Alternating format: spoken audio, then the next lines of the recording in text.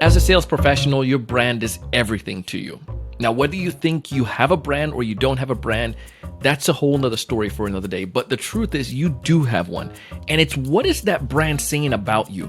Now, your company has a brand as well. And when you're going up against your competition, what does that brand say about your organization? In this episode, we're going to teach you a little bit more about how you as a sales rep, an enterprise sales rep, can stand out, create your own personal brand, and also to elevate your company's brand and your expertise. You're going to love this one. Hey, everyone. Welcome to another great episode of the Sales Evangelist podcast. I'm your host, Donald Kelly, the Sales Evangelist, and I'm so excited for another great episode. I'm so excited to be here with you today. And on this episode, we are speaking with Mr. Marc Gutman. And Marc is pretty legit. I had a conversation with him, and he works with an organization called Wild Story, where he is a strategist, and he works with businesses, large organizations, and individuals to help them to develop a personal brand, help the organization to tell a better story. And you can find more about his organization, some of the cool things that he's done. He comes with a rich movie industry experience, where he's worked for some pretty successful folks in the movie industry. And he's going to maybe allude to that in the episode. So listen up for that at the beginning. And the other part to this too is that as a seller, whether you're selling a $1 item or a $100,000 item, the branding is critical. Not only the company's branding, but you as the individual. How are you going to stand up against your competition? Marc goes into an experience and paint that for you. He shares how he's doing this, and hopefully you can take this and adapt it to you, because he's also come with some years of sales experience as well, selling to large organizations, and the same practices that worked for him back then the same practices that can work for you and for me right now. So let's dive into Marc's interview and hear some of the cool ideas, the strategies, and see how you can implement them. If this is your first time listening to our podcast, please subscribe, as well as connect with me on LinkedIn, Donald C. Kelly. I look forward to hearing from you. Let's listen to what Marc's sharing.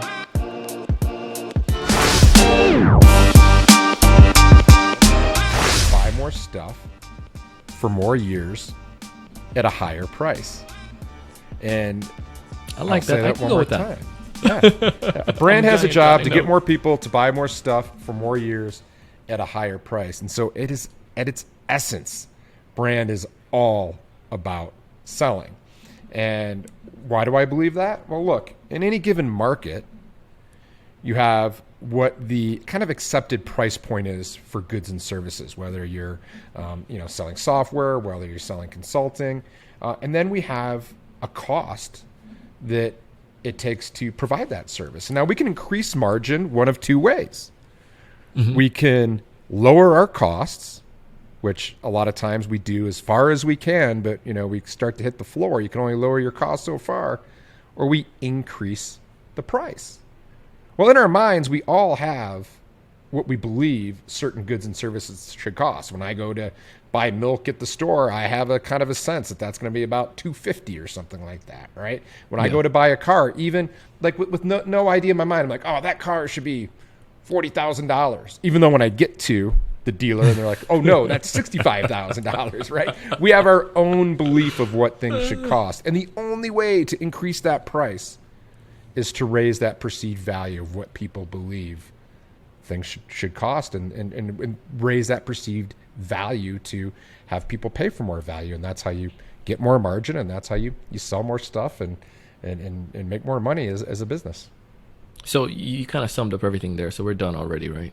That's it. Yeah. Try to keep it simple. Try to lay it really nice and easy for you, to make it easy to understand, because I think that, as marketing and branding professionals, we've done a huge disservice in the way that we describe what impact branding can have on a business. And, I think you and I were talking about it in the pre-show, but, sure. I talk a lot about how this idea that businesses that invest in brand are going to win out over those that don't. And the whole reason, right, is we've entered this entirely new age of business where almost anybody can knock off your product or service as soon as you start to gain traction. And matter of fact, Yeah. that's how most of us operate. We go to our competitors and we start to reverse engineer and look at what they're doing and try to figure out what works.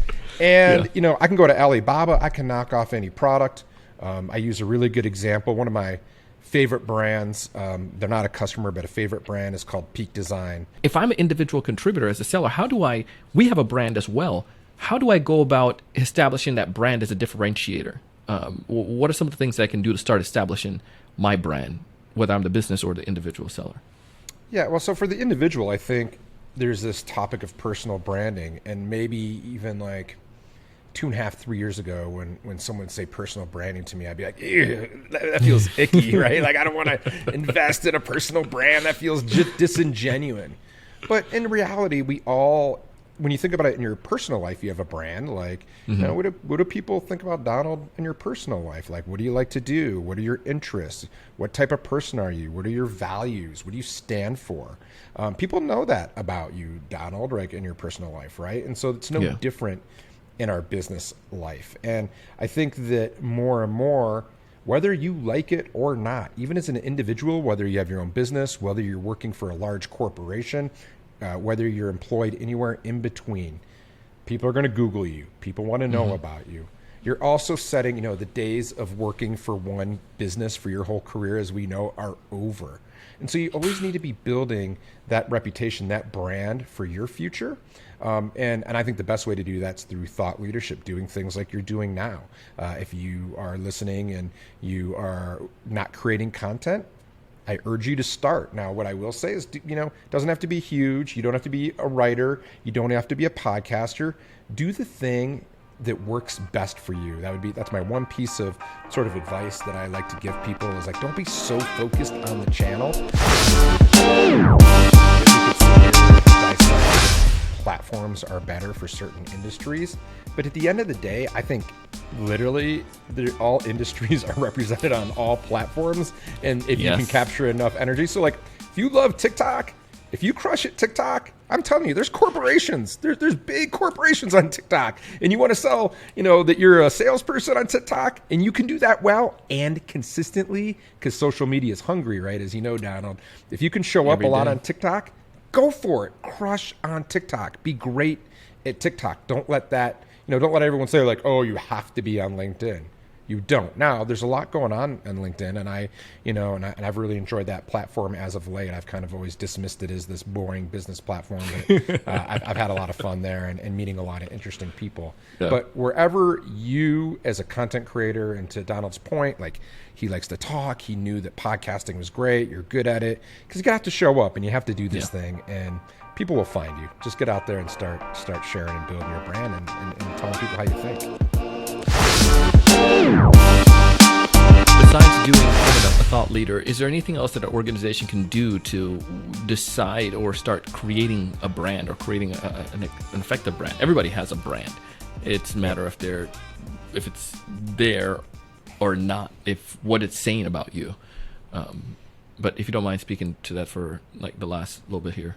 Yeah, that'd be great. Yeah, and so thanks for that, Donald. Like, look, I believe, and so you mentioned this, and I think this is a really important distinction in that, a brand is not your logo, it's not your tagline, it's not your website.